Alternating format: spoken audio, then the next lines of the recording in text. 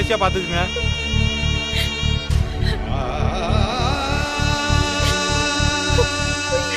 என்னால முடியலக்கா, என்னால முடியல.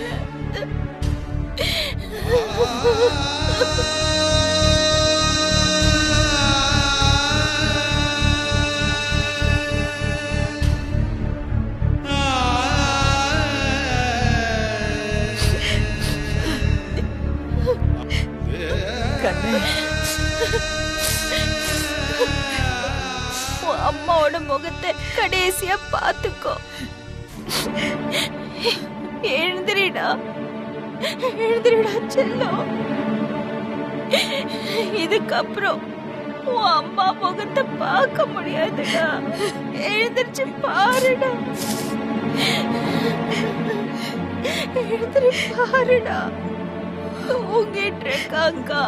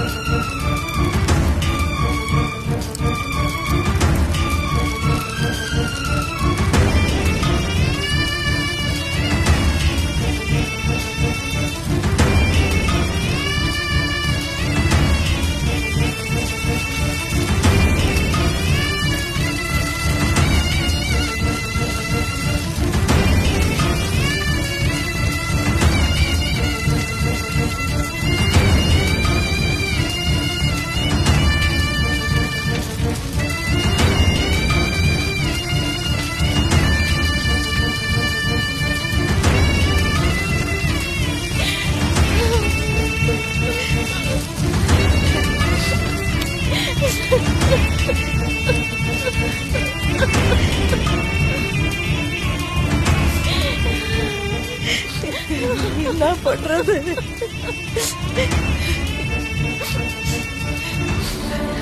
அம்மாடி, நான் உனக்கு தைரியமோ நம்பிக்கையோ சொல்ல வேண்டியதில்லை.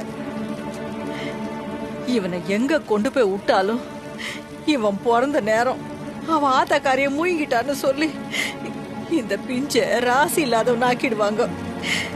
அதுக்கு மட்டும் இடம் கொடுத்துறாத கண்ணு.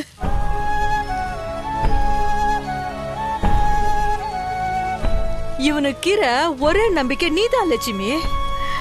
அவன் வாழ்க்கைக்கு ஒரு புடிமானமும் உன் வாழ்க்கைக்கு ஒரு அர்த்தமும் அவன் வாழ்றதுலதான் இருக்குது. இந்த பிஞ்சு பிள்ளைய நல்லபடியா பாத்துக்க லட்சுமி. கண்டிப்பா நான் கும்பிடுற அங்காளாத்தா உனக்கு என்னைக்குமே துணையா இருப்பா. வா.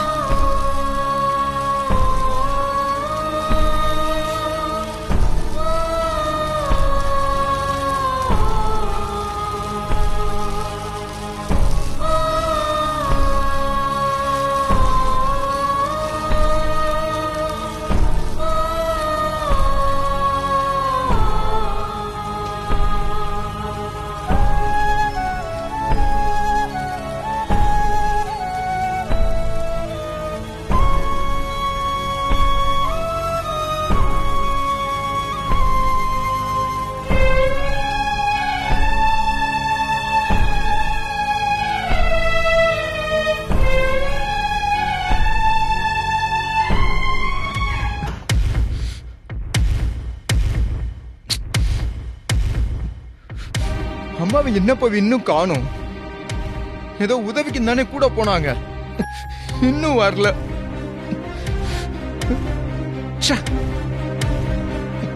போன் கூட ட்ரை பண்ணி பார்த்தேன்டா, அவங்க எடுக்க மாட்டேங்கிறாங்க. ஹரி சார் கிட்ட பேசினேன், அவர் கூட்டிட்டு வரதான் போயிருக்காரு. கண்டிப்பா வந்துருவாங்க. நீ ஏன் இப்போ தேவையே இல்லாம இப்படி டென்ஷன் ஆயிட்டு இருக்க? டென்ஷன் ஆகாம என்ன பண்ணுவான்? அப்பார்ட்மெண்ட் மொத்தமும் பாக்குற மாதிரி ஆம்புலன்ஸ்ல ஏறி போயிருக்கா. இவனை தப்பா பேசினவங்க எல்லாம் சரியா தான் பேசிருக்காங்கன்ற மாதிரி அவ சொல்லாம சொல்லிட்டு போயிருக்கா. தாத்தா, ஏற்கனவே அவன் கோவத்துல இருக்கான். இதுதான் டைம்னு ஏத்தி விடுறீங்களா? கொஞ்சம் பெரிய மனுஷ தன்மையா நடந்துக்கோங்க தாத்தா. நீ ஏண்டி அம்மா என் அண்ணனை திட்டுற? அவர் உள்ளதானே சொல்றாரு. கர்ப்பமா இருக்கிற பொண்ணுங்க கூட ஒண்ணு அம்மா இருக்கணும், இல்ல மாமியார் இருக்கணும். உன் அத்தை எந்த உறவுல அவ கூட போயிருக்கா? சொல்லுடி, உன்னதான் கேக்குறேன். என்னையே முறைக்கிற? இந்த வீட்டுல எல்லாமே முறை தவறித்தானே நடக்குது. சும்மா வாயை மூடுங்க எல்லாரும்.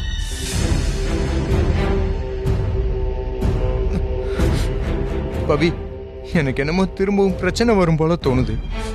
நீ இரு பவி, நானே போய் அம்மாவை எப்படியாவது கையோட கூட்டிட்டு வந்துடுறேன். நான் பாத்துட்டு வரேன். டேய் சந்தோஷ், ஏன் தாத்தா, என்ன பிரச்சனை உங்களுக்கு? ஏன் தாத்தா இப்படி இருக்கீங்க நீங்க? அத்தை எந்த தப்பும் பண்ண மாட்டாங்க, நேர்மையா தான் நடந்துப்பாங்கன்னு எங்க எல்லாருக்கும் தெரியும். அது உங்களுக்கும் எங்க எல்லாரையும் விட நல்லா தெரியும். இருந்தும் ஏன் தாத்தா இப்படி பேசுறீங்க? உங்களுக்கு என்ன அத்தை மேல இவ்ளோ வெறுப்பா?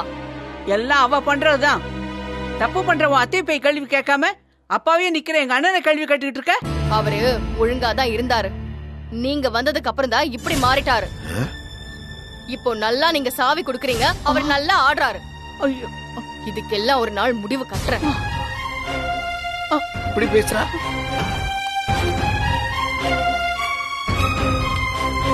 பவி, எந்த ஹாஸ்பிட்டல் தெரியலையே பவி.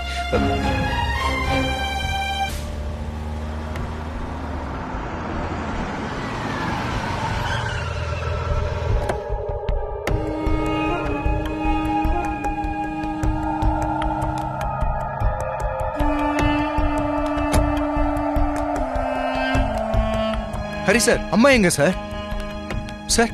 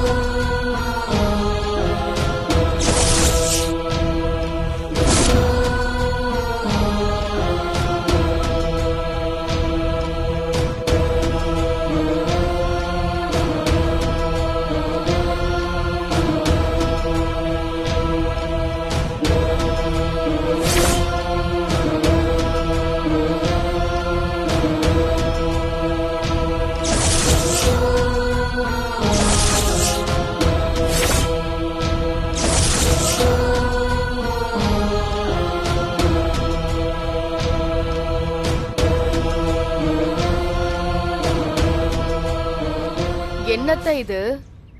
குழந்தையோட வந்திருக்கீங்க? பிரசவத்துல ஆதிரா இறந்துட்டா பவி.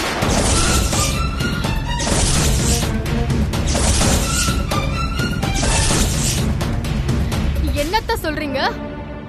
ஆதிரா இறந்துட்டாளா? ஆமாம் பவி. இங்கிருந்து போகும்போதே பனிக்கூட உடைஞ்சிருந்தது. ஹாஸ்பிட்டல்ல டாக்டர் குழந்தைக்கு கொடி சுத்தி இருக்குது, ஆபரேஷன் பண்ணணும்னு சொல்லிட்டாங்க. நான் தான் பவி கையெழுத்து போட்டேன்.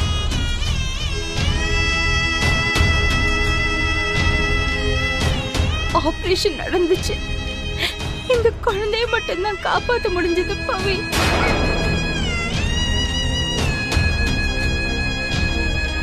பிரசவத்துல இறந்ததுனால அதிக நேரம் வச்சிருக்க முடியாது, உடனே அடக்கம் பண்ணணும்னு சொல்லிட்டாங்க.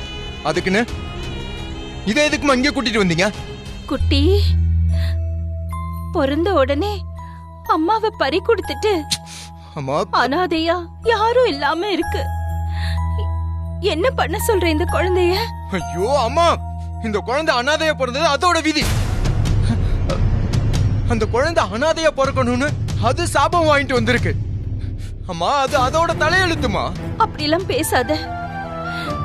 இந்த குழந்தைய என் கையில ஆதிரா கொடுத்துட்டு நான் பாத்துக்குவேங்கிற நம்பிக்கையில அவ கண்ணை மூடிட்டா. நான் இந்த பச்சை குழந்தைய விட்டுட்டு எப்படி வர்றது? அதுக்குன்னு இந்த பாவத்தை கூடவே வச்சுக்கிட்டு நீங்க சுமந்துட்டு இருப்பீங்களா?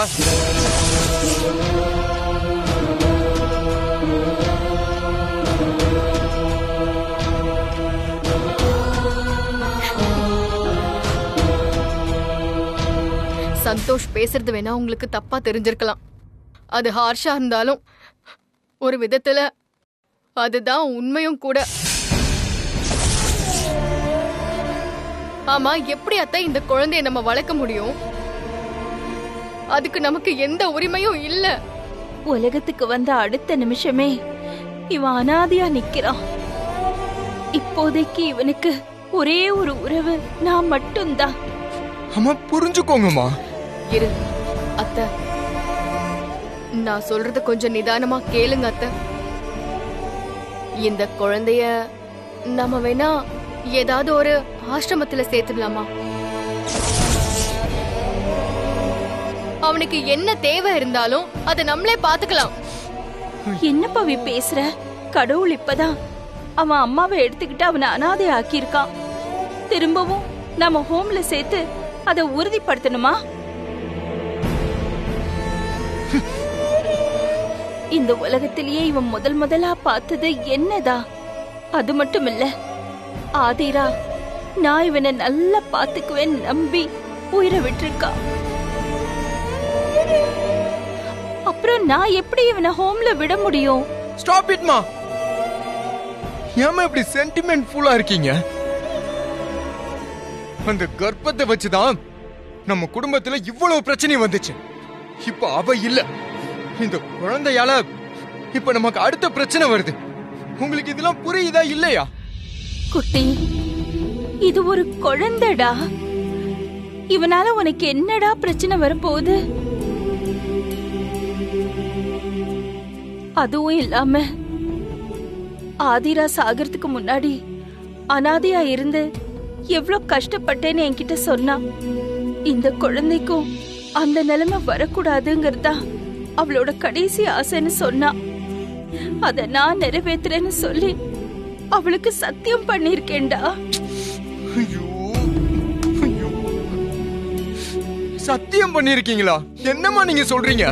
அம்மா, நம்ம நல்லா இருக்க கூடாதுன்னு நினைச்சு நமக்கு எதிரா வேலை பார்க்கறவங்கள நம்ம எதிரின்னு சொல்றோம். ஆனா இவங்க நம்ம கூடவே இருந்து நம்ம நல்லா இருக்கணும்னு நினைச்சுக்கிட்டு இப்படி ஒரு தொந்தரவை இழுத்துக்கிட்டு வந்தா என்னன்னு சொல்றது நானு? நீங்களே சொல்லுங்க.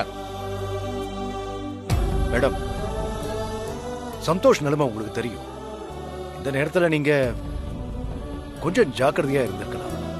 என்ன ஹரி சார், நீங்களும் குட்டி கூட சேர்ந்துக்கிட்டு இப்படி பேசுறீங்க? சாக கிடக்குற பொண்ணு கேட்கும் போது என்னால எப்படி மறுக்க முடியும்? சரி, அவ செத்து போயிட்டா, இந்த குழந்தையவாது விட்டுட்டு வந்திருக்கலாம்ல. அம்மா, உங்க வீக்னஸ் தெரிஞ்சு அவ இதெல்லாம் பண்ணிருக்காமா. நீங்க அந்த ஆம்புலன்ஸ்ல ஏறி போனதும் இங்க என்னென்ன பேசுனாங்க தெரியுமா? உங்கள மருமகங்கிறதுனாலதான் அந்த பேரனை பார்க்க போயிருக்கான்னு சொன்னாங்க. இப்போ அவ பிள்ளைய இப்படி கொண்டு வந்து நின்னுட்டு இருக்கீங்க. அவங்க பேசுறதெல்லாம் உண்மை தானே சொல்லுவாங்க. ஐயோ குட்டி, நான் உன்னை அவமானப்படுத்த நினைப்பேனா? என்னோட சூழ்நிலை அப்படி இருந்ததுடா. கொஞ்சம் புரிஞ்சுக்கோ குட்டி. அம்மா, நீங்க தாம்மா என்ன புரிஞ்சுக்க மாட்டேங்கிறீங்க. இப்ப நீ இந்த குழந்தைய வச்சுக்கிறத பார்த்தா இந்த பூரா அபார்ட்மெண்ட் என்ன தப்பாதாம்மா பேசும். என்ன மட்டும் இல்லம்மா, பாவியும் தான்.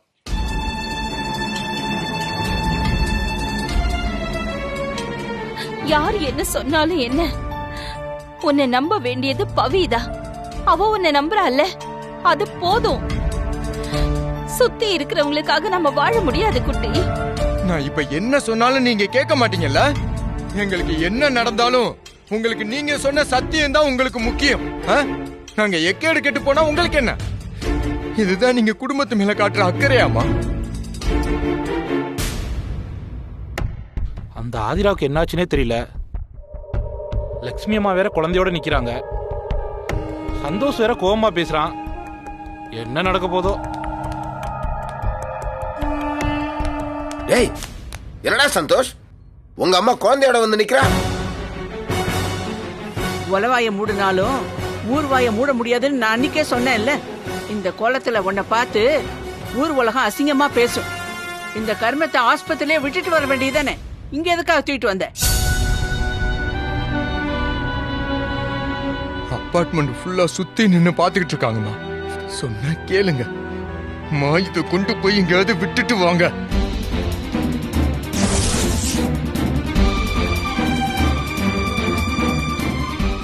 மா சொன்னா கேளுங்கம்மா. அனாதை புள்ளிய வளர்க்க நீ என்ன ஆசிரமமா நடத்துற? தேவையில்லாத வேலையெல்லாம் பார்க்காம இப்போது பொம்பளையா லட்சணமா வீட்டு ஆம்பளைங்க சொல்றதையெல்லாம் கேட்டு நடந்துக்கோ. மா போய் விட்டுட்டு வாங்கம்மா. Welcome welcome welcome. கொஞ்சம் தள்ளுங்க சார். ஹலோ, குழந்தை ரொம்ப கியூட்டா இருக்கு. என்ன லட்சுமி இது? பேர குழந்தைய கையில வச்சுட்டு இப்படி வெயில்ல நிக்கிறீங்க? பவி எங்க? பவி எங்க? போய் ஆரத்தி எடுத்துட்டு வந்து குழந்தைக்கு ஆரத்தி எடு.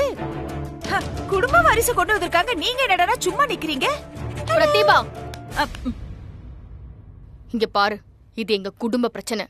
இதுல நீ தலையிடாத, இல்லனா மரியாதை கெட்டுரும் பாத்துக்கோ. அப்போ உங்க குடும்ப பிரச்சனை எதுக்குமா அபார்ட்மெண்ட்ல பொது இடத்துல நடத்துறீங்க? வீட்டுக்குள்ள போய் சண்டை போட்டா நாங்க யாருமே கேட்க மாட்டோமே. ஏய் பிரதீபா, நான் செம்ம கடுப்புல இருக்கேன்.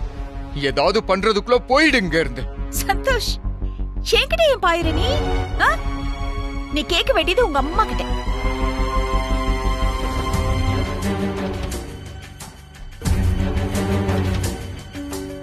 அவங்கதான் தான் மருமகளுக்கு குழந்தை பெத்துக்க முடியாதுன்னு ஆதிரா மூலமா வந்த உன்னோட வாரிச கையில இருந்துட்டு நிக்கிறாங்க.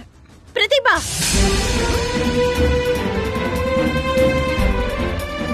எரியிற நெருப்புல என்ன ஊத்தாத, போயிடுங்க இருந்து. ஹலோ ஹலோ, என்ன ஆள் ஆளுக்கு டிராமா பண்றீங்களா? உங்களுக்குள்ள சண்டை போட்டுக்கிற மாதிரி போட்டுக்கிட்டே அந்த மாதிரி ஏதாவது பிளான் போட்டு குழந்தைய எங்கேயாச்சும் கொண்டு போய் விட்டுட்டு வந்துடலான்னு பிளான் பண்றீங்களா? இது உங்க குடும்ப வாரிசுன்னு இந்த மொத்த அபார்ட்மெண்ட்டுக்கும் தெரியும். ஓகே,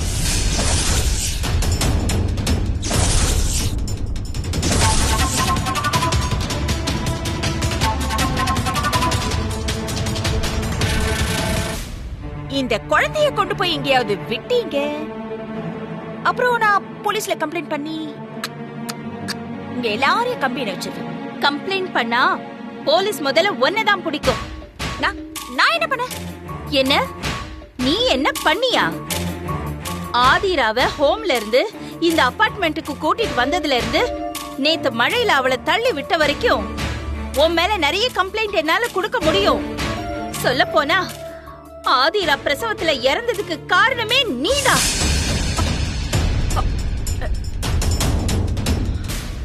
போலீஸ் வரட்டும், அவங்க ஸ்டைல்ல அவங்க தட்டி கேட்டா உண்மை எல்லாம் தானாவே வெளியில வந்துரும். Okay fine. இதுக்குதான் நான் உங்க குடும்ப பிரச்சனையில தலையிடவே கூடாது. எனக்கு என்ன வந்துச்சு? இது உங்களோட பர்சனல் விஷயம். ஐ அம் அவுட்.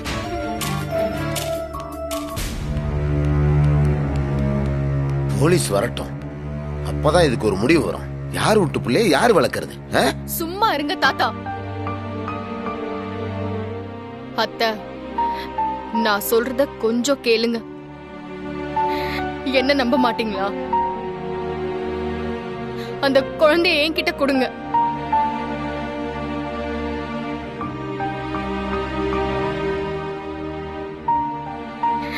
சத்தியமா அந்த குழந்தைக்கு எந்த பிரச்சனையும் இல்லாம நல்லபடியா பாத்துக்கிற மாதிரி ஒரு ஹோம்ல நம்மளே சேர்த்துடலாம்.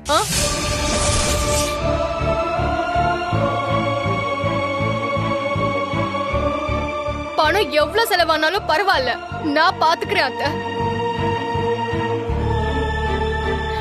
இப்ப என்ன அத்தை, இந்த குழந்தைய நல்லபடியா பாத்துக்கணும்னு மட்டும் தானே சத்தியம் பண்ணி கொடுத்தீங்க. அதுக்கு எந்த குறையும் வராது. உங்க சத்தியத்தை நான் நிறைவேற்றுறேன், அதுக்கு நான் கேரண்டி. குழந்தைய என்கிட்ட கொடுங்க அத்தை.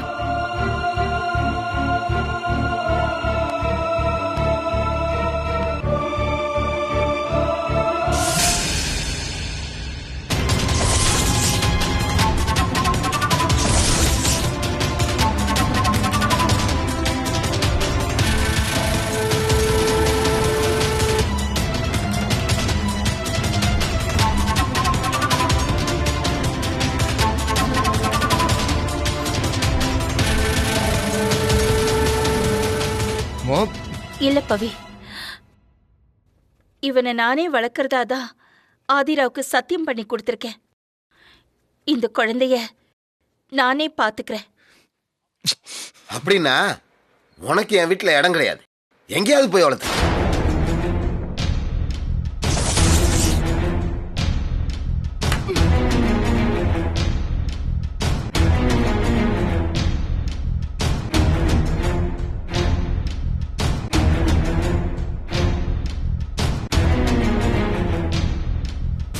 நீ என்ன சொல்ற குட்டி? சாரி, இந்த விஷயத்துல தாத்தோட முடிவு தான் என்னோட முடிவும்.